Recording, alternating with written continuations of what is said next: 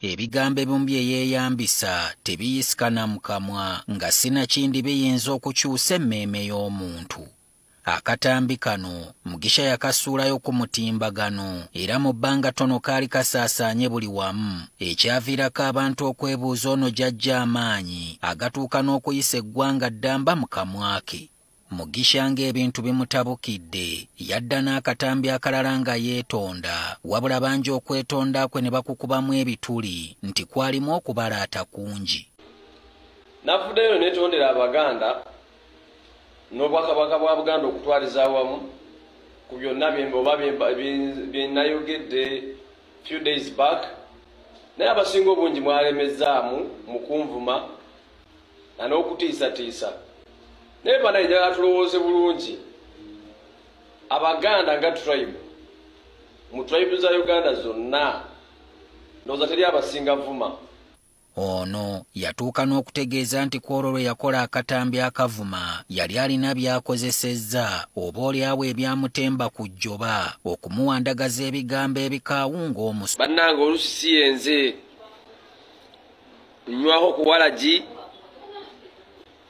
nkozesaaho ku biragalalagala ebimu. Ebigambo bya Mugisha eby'obusagwa byatuuka ku bakwasisa amateeka abaamuggulako omuyiggo mu bitundu by'e Munyonyo mu ggombolola y'e Makindye gy'awangaalira ne bamugombamu obwala.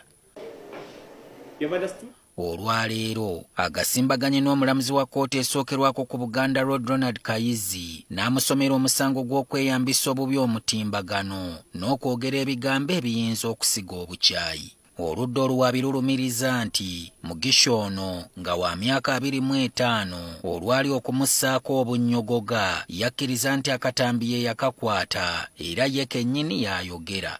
Kyokka omulamuzi bw'amubuuzizza obanga bye bamwogerako bituufu ate abyegaanye n'ategeeza nga ye bw'atabyogerangako. Kyokka ate oluvannyuma akubye enkyukira ne yeetonda ng'agamba nti yayogeza busungu oluvannyuma lw'omuntu omu gw'alowooza nti Muganda okujja ku kibanja kye n'amuteerako obubaka ng'amujjukiza ng'Abanyarwanda bwe bajja okutuuka akaseera baddeyo ewaabwe gye baava. Olw'omuntu eyali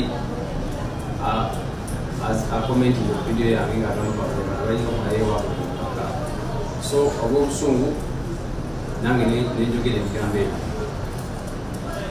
naye nga mbadde nsaba okusonyiyibwa kuva mu kkooti eno Obwakabaka bwa Buganda ne Buganda yonna n'Abaganda bonna oba ne Bannayuganda bonna bekyakusa. Omulamuzi amusindise ku meere agire ng'abeerako eyo okutuusa nga 19 omwezi ogujja lwalidde okulaba ate we batandikira. Newankubadde amateeka gafubye okukola ku bantu abadda ku mikutu gino ne bavumirako bannaabwe nga n'oluusi tebalina kye babakoze, okuyiga n'okubendegera bibadde bitono ate nga kisinga mu bavubuka abato ddala abalowooza nti ebibakwatako ku mikutu gino byekusifu nnyo ne beerabira nti n'ekiri ewala empenduzo y'ekijja.